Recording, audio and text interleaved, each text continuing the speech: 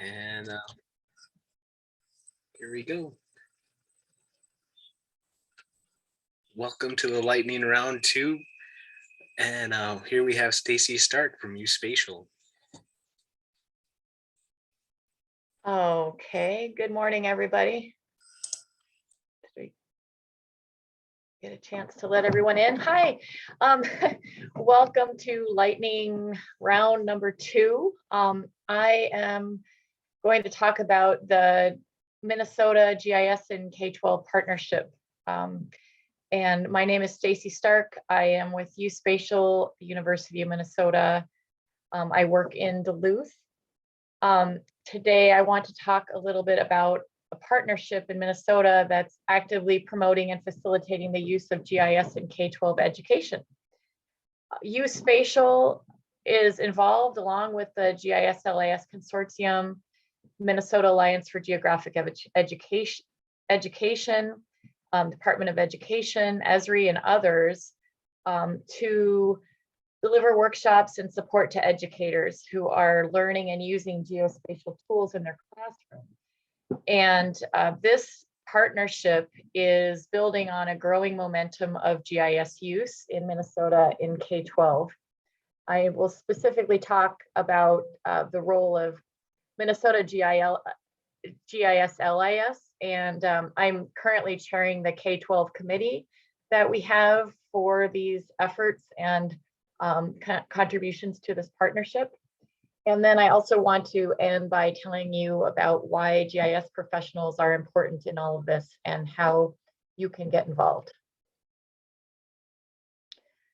So why do we care about teaching with GIS in K-12, and why are we pushing this to begin with?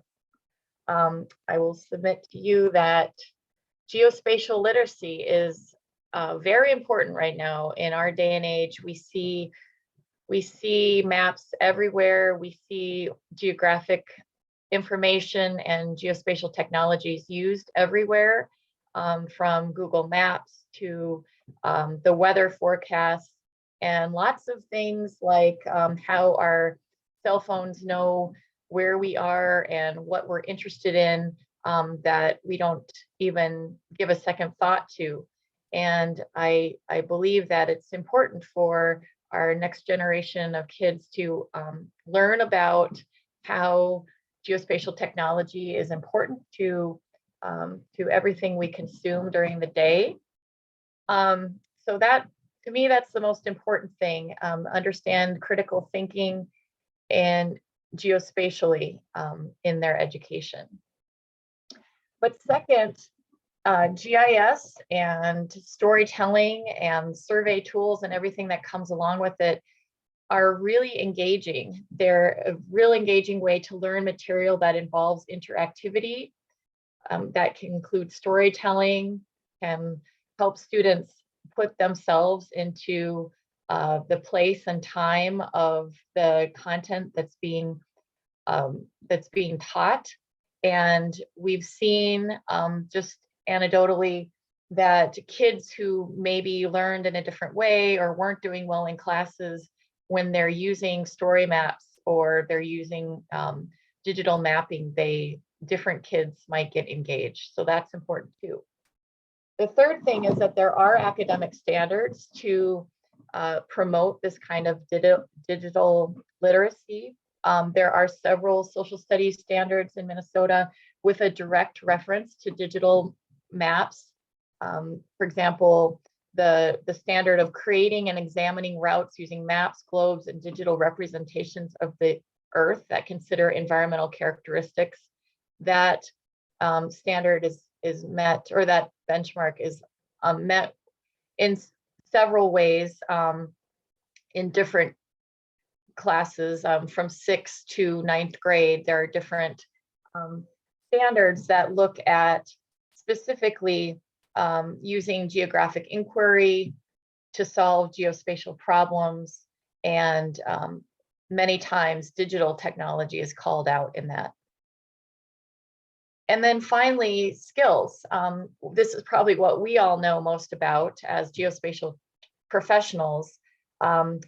technology is playing a bigger role in more and more of our world, and these skills are needed, and geospatial technologies and professionals are needed, but also healthcare administrators who understand how to be critical of geospatial patterns, or biologists who can conduct monitoring more efficiently to populate a spatial database back in the office. So disciplines and different disciplines and geospatial technologists are needed.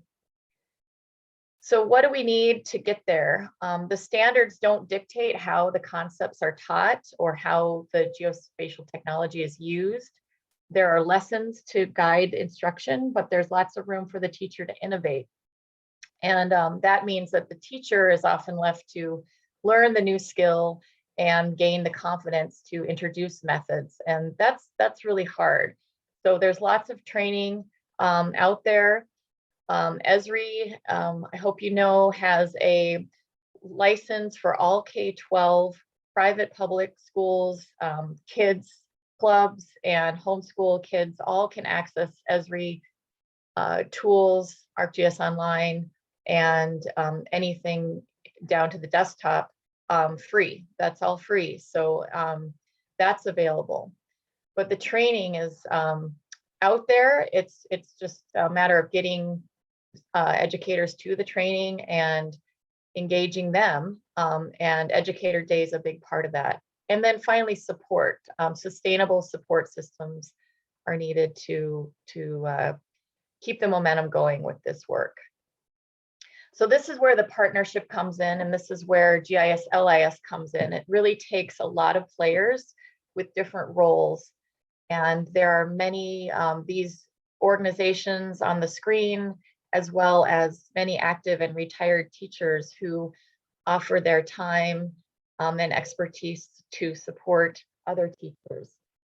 Many of you know and remember Scott Freeberg, who was the head of the education committee for a while here at GIS LIS.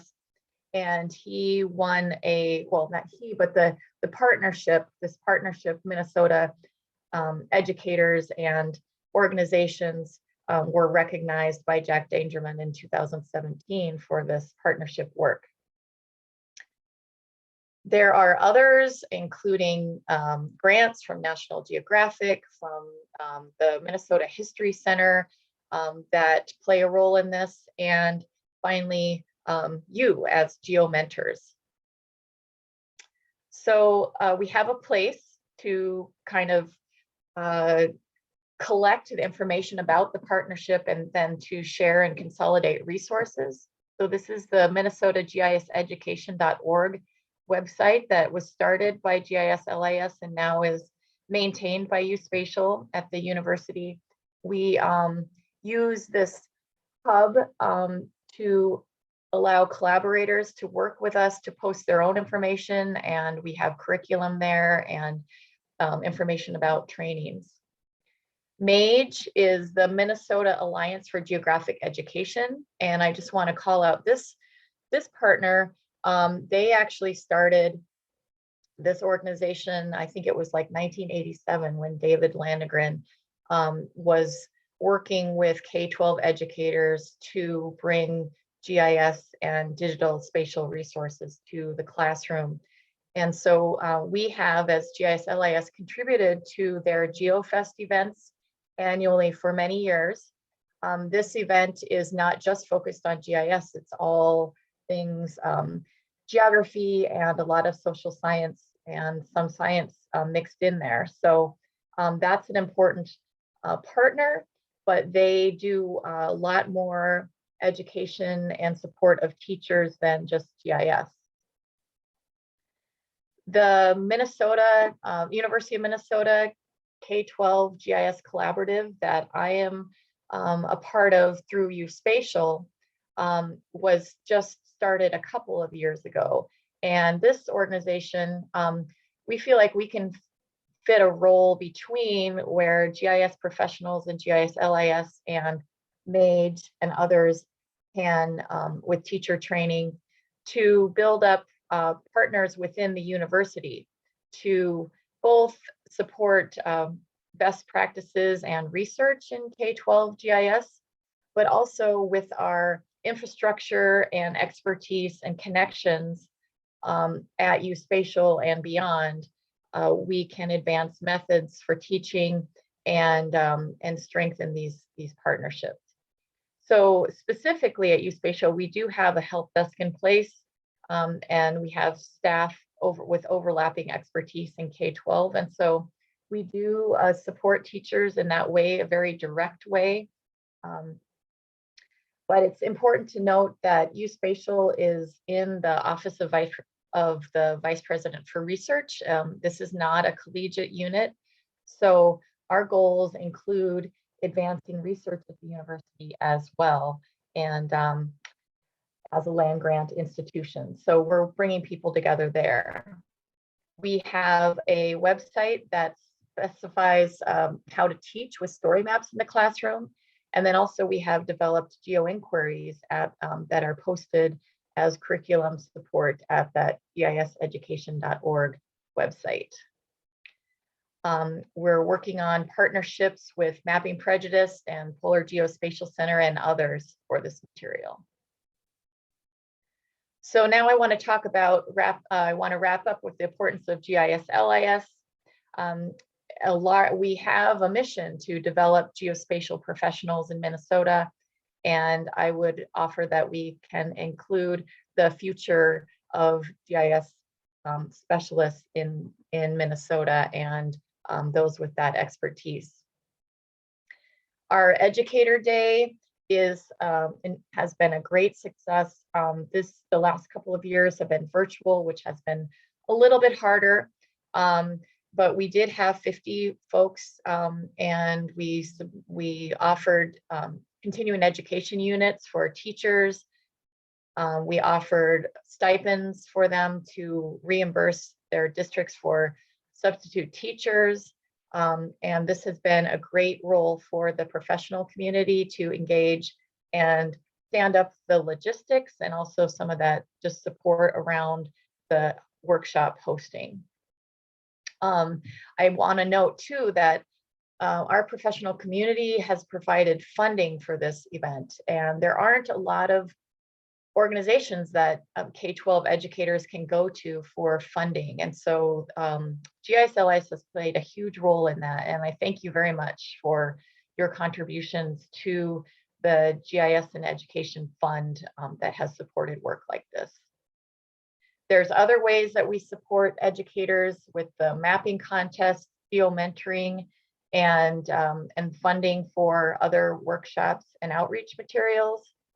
I just want to highlight the importance of geomentoring. There's a website here that you can go to and do a survey if you are interested in being a geomentor in Minnesota specifically. The difference between that website and the Esri geomentor website is that we can actually kind of hand pick locations and people and do outreach to connect them directly. And if you have questions about that, please ask me. That's been a great way to connect teachers one-on-one with support. And thank you for those of you who have done that as well. There was an article that was published about a year ago by Esri that Minnesota is offering a roadmap and model that is really leading the nation in how we expand GIS literacy in K-12 schools. And I'm running out of time here, so I just want to say that we do have, this is again from the partnership, the Minnesota GIS Education.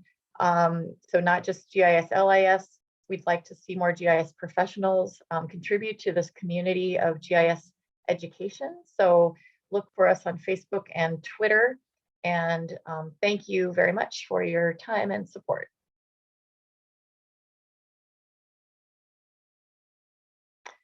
Are there any questions, or I don't know if we have time for questions, Michael?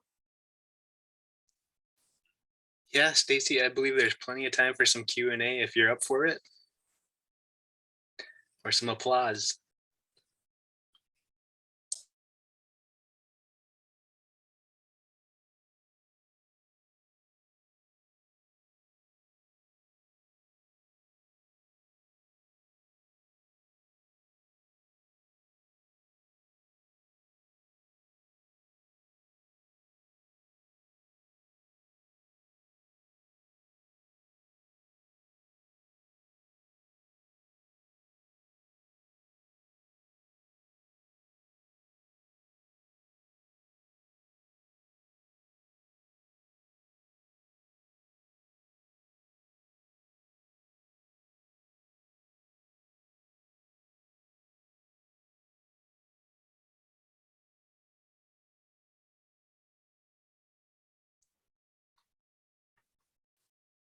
Well, Ryan, well, let's see. Maybe this is Thomas here right now.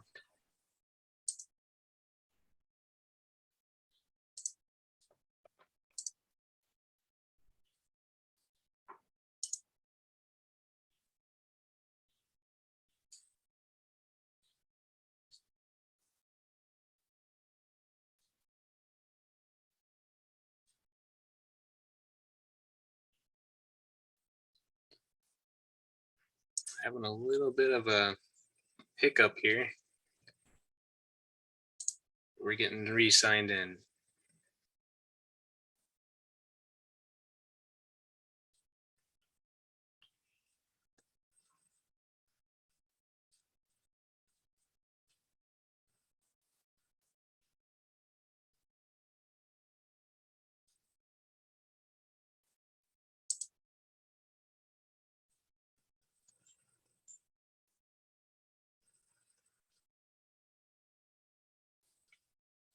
Ryan, can you hear me okay? Yes. Excellent. It looks like Thomas is unavailable for this meeting, but are you ready to go? Mhm. Okay. And I think we're okay with Stacey wrapping up the Q&A, and we'll move on to Ryan's talk here. All set.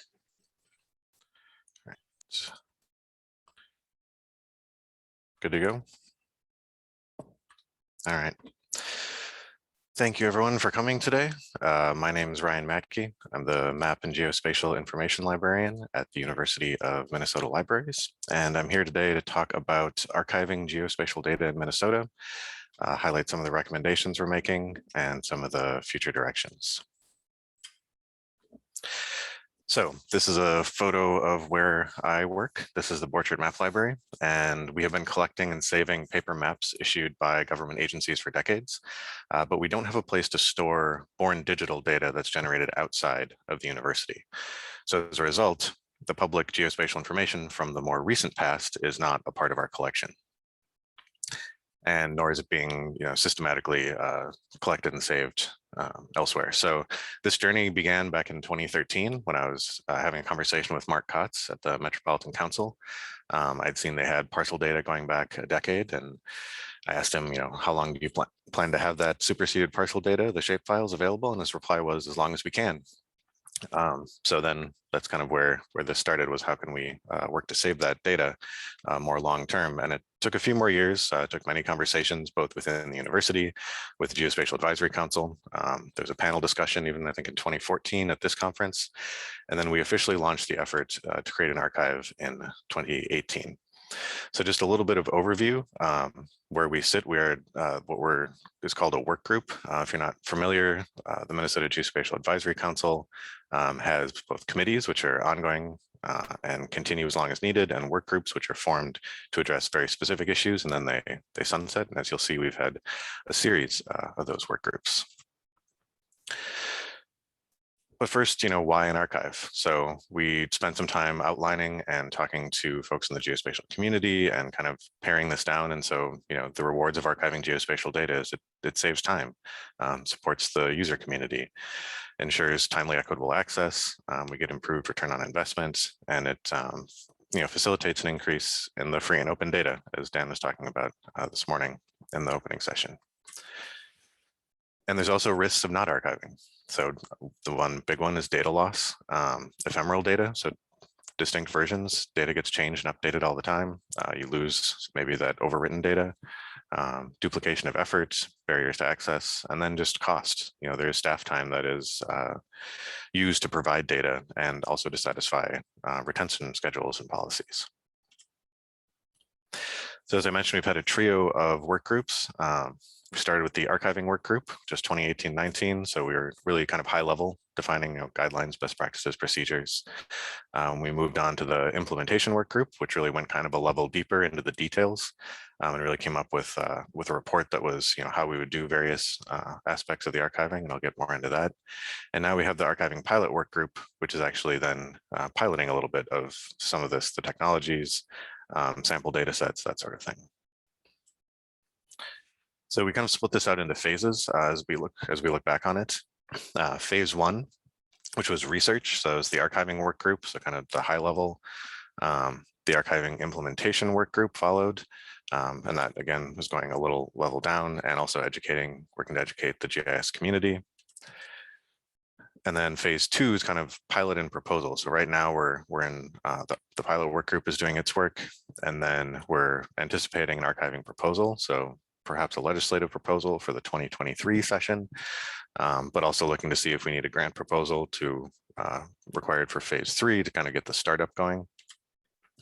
And phase 3 implementation, we think we would like then to convene a geospatial advisory council, just archiving committee or something of that nature. We would assemble an operations group and a working team, and I'll talk more about that, and building out the technology infrastructure and hopefully ingesting actual data sets. Then phase 4, looking at what are our plans for ongoing operations. So maintaining and growing the archive, working with technology, evaluating staffing needs, and then continuing to perform regular outreach to stakeholders, which are both data providers and data consumers. Also just want to mention this, we have a 3-prong approach to our conference this year, getting the word out in multiple ways. This is a lovely poster that was done by Andra Matthews. It's available in the conference poster gallery. I encourage you to go take a look at it. It really kind of packages all of this up into one nice space. So the recommendations that we're making, we talk about program design, we have recommendations for technology, for workflows, and then also for funding. So I'm going to go a little bit more into these details here. Under program design, we have recommendations for governance framework, which we're recommending something like a committee plus an operations group and a working team. Staffing needs, they will be ongoing. We'll need at least one full-time person working on this, but then also assistants, so maybe graduate students or something like that if it's at the university, a software developer, and then a coordination strategy. So we really need to want to outline the benefits to the community, and then also bring in other data providers, data consumers, project sponsors, to kind of bring it all together. For technology, we have specific recommendations around file formats, and that we will store the original formats. We might also create and store alternative formats. And then metadata standards, they're necessary for archiving descriptive metadata, which you actually use to search for it in an archive portal. Also structural and technical metadata, which would be the kind of metadata you might be used to when it comes to GIS data about the data itself. And then administrative metadata. When you're thinking about archiving and preserving, administrative metadata describes kind of the life of the digital object in a repository. And then obviously, just infrastructure. So storage, discovery platform, and also important, an exit strategy. Most technology platforms don't last forever. So what is the strategy for moving to something else? For getting data into the commons, the group came up with 2 different paths.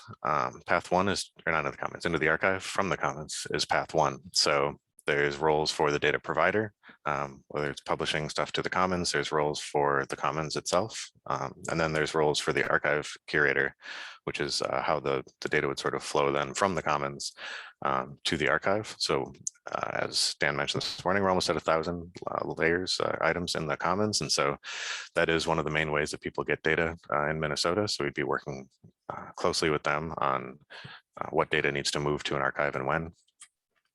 And then we also want to make time for and a path for things that are outside the commons. So that would be just between the data provider and kind of the archive. And there are a lot of, whether they're counties or cities or other entities in the state that create data that have not provided directly to the commons. We want to be able to work with them too.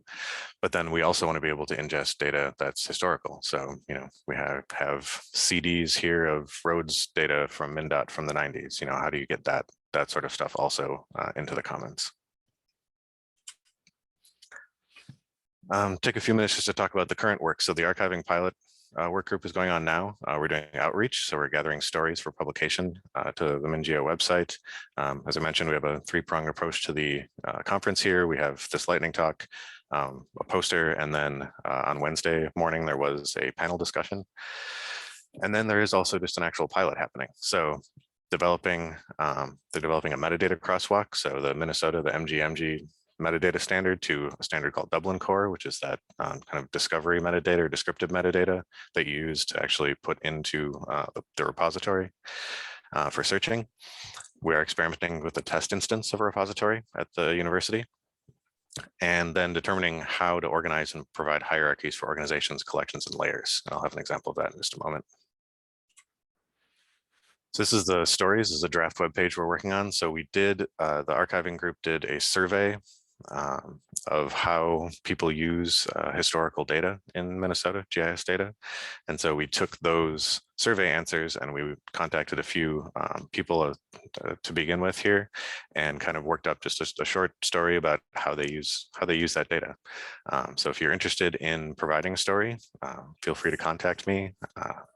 And if you can go to our website to fill out the survey. If you haven't done that before, it'll let us know how you use historical GIS data in your day-to-day work. And that is then being used, as I said, to generate these stories, which then is used to tell the story of why we need an archive. And then here are some screenshots from our test repository. So this is an example of grouping layers and representing different years. So, the overall collection layer here is cropland data layer, Minnesota. But as you look in the bottom left of the screen, you can see that in this community of cropland data layer, Minnesota, there is, the 2006 and 7 data. And when you click on that, you'd move to an item screen that's on the right-hand side of the page, where you get to see more information about the actual specific year, and then the available files that are there for download. So some of our future plans. So the recommended governance framework that I mentioned, this is to have a Geospatial Advisory Council Archiving Committee. So that would look at the programmatic decisions. They would strategize about the future. That would include representatives from the host institution for the archive, from the state archives. So we work with folks from the Minnesota Historical Society and statewide, GIS community members as well. There would be then an operations group, which would work on the technology decisions about archive infrastructure, the discovery interface, and then archivists, and that would be archivists and external advisors with specialized knowledge about the technology stack and the analytics and about spatial data. And then the working team, which would be the archivist and then maybe graduate research assistants or whoever the archival assistants are, and they do the day-to-day, the communications operations workflows. I do want to say a special thank you to the 3 archiving work group iterations. So this is the original archiving work group, the first one from a couple of years ago. A lot of people, some people who are here today. The archiving implementation work group, which we didn't get to present about last year because we didn't have the conference. So this are the people that did this work mostly in 2020. We really kind of kicked off right as the pandemic lockdown was starting. And so I'm very appreciative of all of these folks for showing up every month for a meeting and doing work in between and keeping this effort moving forward. And then the archiving pilot work group, this is who's been doing this work over the past 6 months or so. We have a pilot subgroup and an outreach subgroup. So thank you to all of those members. And that's all I have. So I'm happy to take some questions if there are any.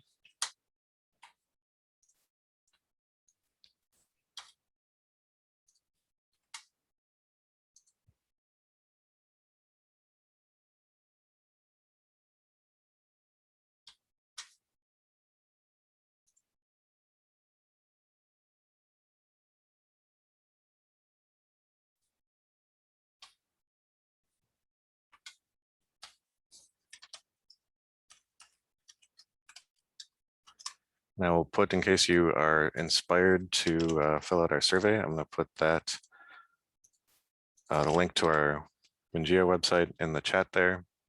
And again, that survey is really how we are able to get this information out there to everyone, and to really make this case that we need this archive is by being able to tell the story of how you all use historical data and need this data to be around for the long term.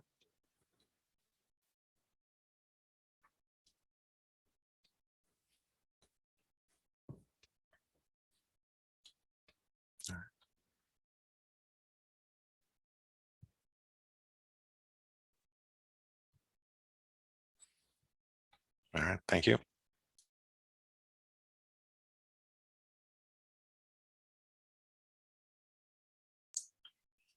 Well, thanks, Stacey and Ryan.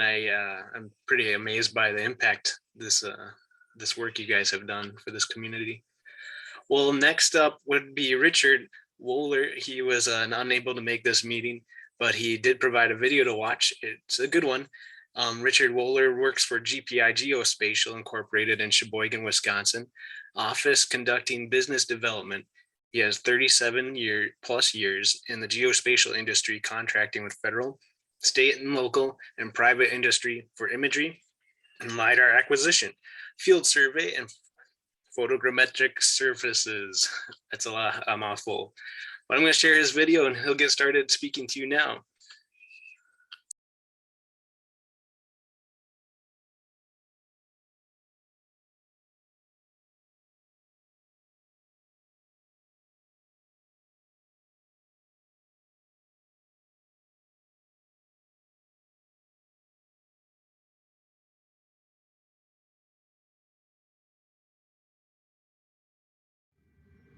Good morning, everyone. I am very pleased that the Minnesota GIS LIS invited me to give a virtual presentation.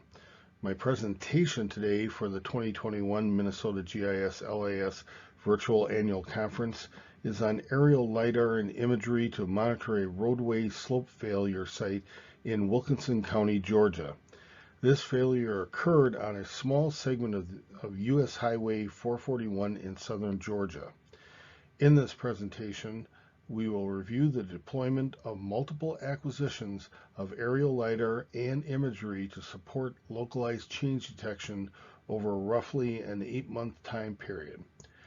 The Georgia DOT uses change detection to determine the best approach to repair the affected slide area, what weather or site conditions contributed to the failure, and to develop a long-range plan to ensure public safety.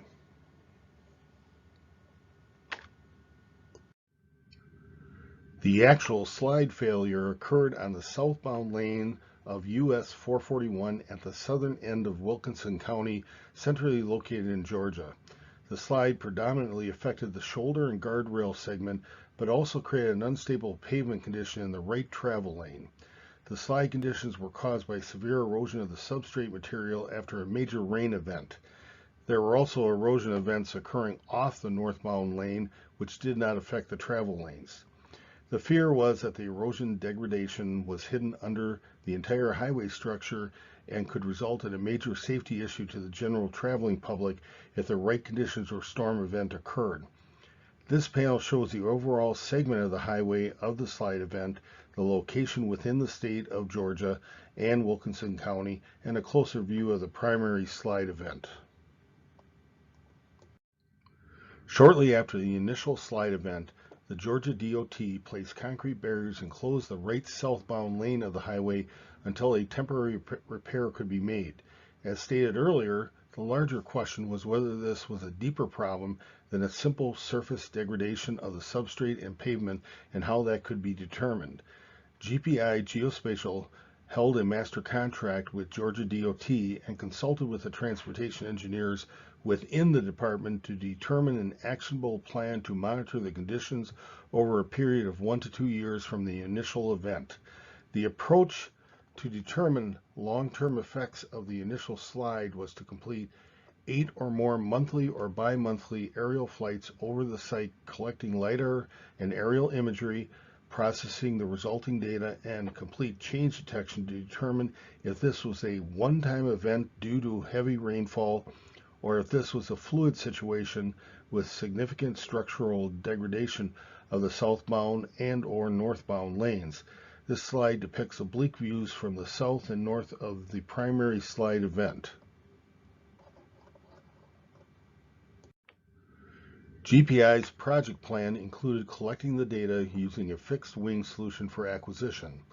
This consists of deploying either a Piper Twin or one of our 2 Cessna aircraft with our Regal 1560 II LiDAR scanner and Phase 1 camera system.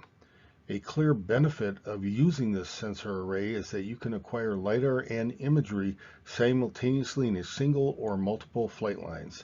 Conditions at the site are identical with both acquisition formats, which is vital for change detection. This slide shows the GPI fleet of aircraft and the Piper twin in flight. The Regal VQ-1560II provides excellent performance and the highest productivity based on a laser pulse repetition rate of up to 4 MHz, resulting in more than 2.66 million measurements per second on the ground. Typical operating flight altitudes vary from less than 1,500 up to 12,100 feet. For these acquisitions, GPI flew at an altitude of 1,800 feet at 110 knots for high-resolution LiDAR capture, resulting in a general resolution of 80 points per square meter. These features make the instrument the most flexible choice for acquisition of scan data for this project. The unique forward-backward scan angle of the VQ-1560II with its large field of view of 58 degrees enables capturing data from multiple angles more effectively and more accurately at high point densities. The system is equipped with a seamlessly integrated high-performance IMU GNSS unit and a 150 megapixel Phase 1 RGB camera. This slide shows a Regal sensor and the sensor mounted in our Piper twin aircraft. To ensure complete coverage for the project area, GPI covered the site with 3 passes on each of the 8 data collection flights. Each flight included 2 passes along the length of the site and 1 pass perpendicular to the initial 2. The 2 side-by-side flight lines resulted in up to 160 points per square meter for a highly detailed point cloud of the affected slide area. The cross flights were used in the calibration of the LiDAR data to provide a solid tie between all data sets from each flight line. This slide depicts the flight plan for the slide area. All 8 acquisition flights use the same flight plan to provide consistent results between occurrences.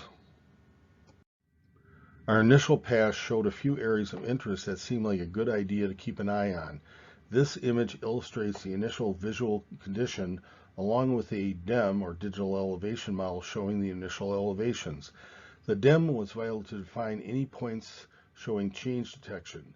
Clear deviations in the elevation data become apparent when compared over multiple iterations of the aerial imagery LiDAR acquisition.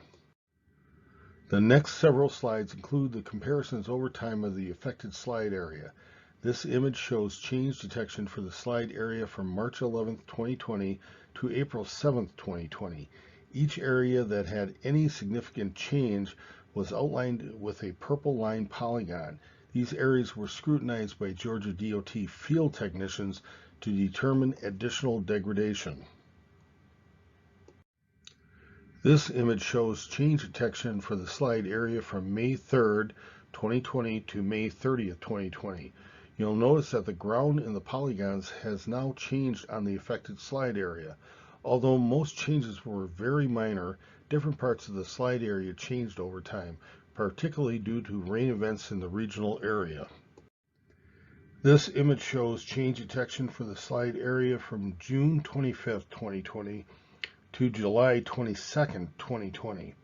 Since most U.S. and interstate routes are designed to drain water from the pavement surface, there exist heavy slopes on the perimeter of the highway which were most likely the cause of the slide. That, compounded with some substrate problems and large and long-term rain events, created the perfect storm and the slide event.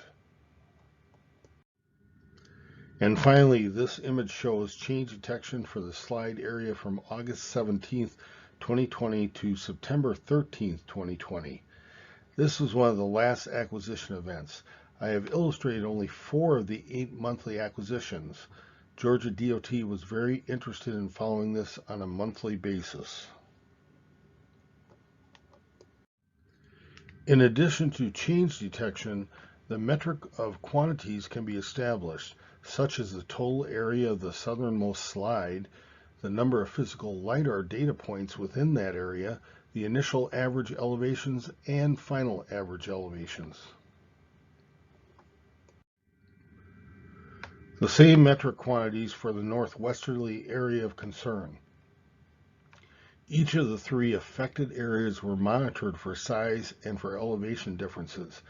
The southern slide was the most damaging to the highway structure, but the locations on the north side of the highway were concerning since it was feared that they would grow in size and subside in a similar fashion into the northbound travel lane. And finally, the metric quantities for the northeasterly area of concern. Each potential slide area posed different concerns and had different rates of vertical subsiding elevations. This type of slide could occur on any highway and anywhere. Understanding why this happened will provide a better knowledge of what factors led up to the slide and can help to forecast conditions that would result in a slide event in the future. One of the primary deliverables for each of the acquisition events was a raster DEM for the entire aerial coverage area. This was primarily used to determine if regional offsite events or conditions were contributing to the slide event. You can see the slide event on this raster image depicted as the red areas north and south of the dual lanes in the center of the image.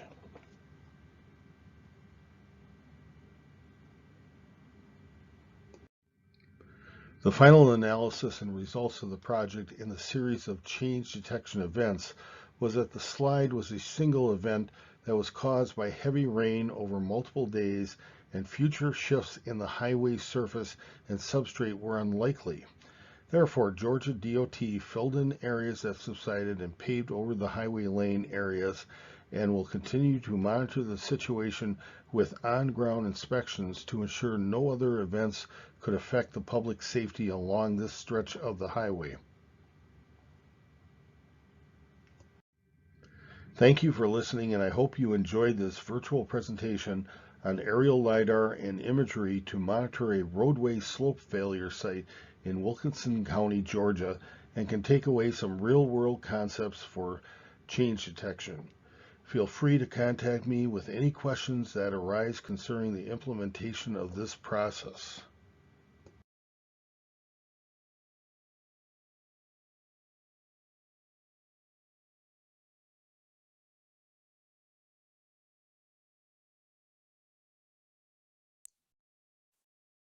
I dropped Richard's email in the chat there.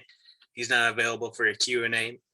I thank you for attending this lightning round 2. We are ahead of schedule, and there's still some other events happening right now that you could jump to. I'm encouraging you to go visit the conference access page for the awards ceremony and exhibit hall and wrap up later today. Thanks for attending the Minnesota GIS LIS Consortium conference. This is a great time, and I encourage you to move on from here. Have a great day, everybody.